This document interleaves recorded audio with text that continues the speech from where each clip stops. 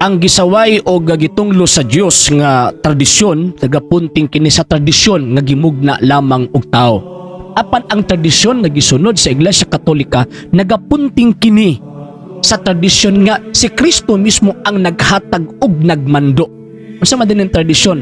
Ang tradisyon usa kini kabutang buhat nga gipasa-pasa gikan sa usa ka henerasyon ngadto sa laing henerasyon. So, kining pulong og pagtulunan ni Kristo nga buot niyang ipakaylap ngadto sa tibuok kalibutan, subay sa iyang gisulti sa pagsaysay ni San Mateo kapitulo 28 bersikulo 19 hangtod sa 20, nalakaw mo sa tibuok kalibutan og tudloy sa lang tanan sa tanan nga akong gisugo or gitudlo ninyo.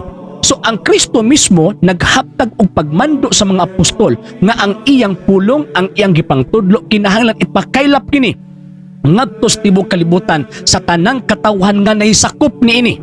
Mo nang kinahanglan ipasapasa og kinanagapunting sa tanang panahon. Kay as long as naay tao, kinahanglan ipakaylap kining maong iyang pagtuo. So, mao kini nagakonsist sa tradisyon nga gisunod sa Iglesia Katolika. Ngano man tungod kay ang nagsugo nga ipakaylap kining maong pagtuo, ipakaylap kining maong gitawag o gitudlo ni Kristo, mao man mismo si Ginoong Kristo. Muna si San Pablo mismo nag-ingon, Roma kapitulo 1 bersikulo 7 hangtod sa 8, nga ang pagtuo nakaylap sa tibuok kalibutan. Og kining kalibutan nga gipunting nagapunting kini sa mga tao, sa lugar ug sa panahon.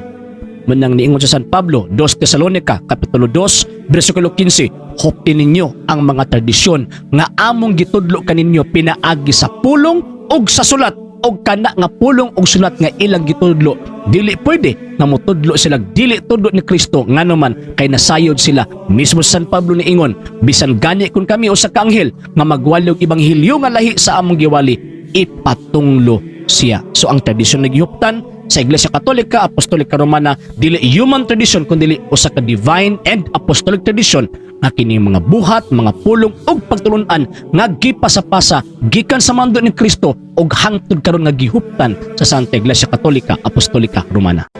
Alang sa mga dugang mga videos nga ato ang i-post ug para ma-update mo, just click subscribe and click also the bell button.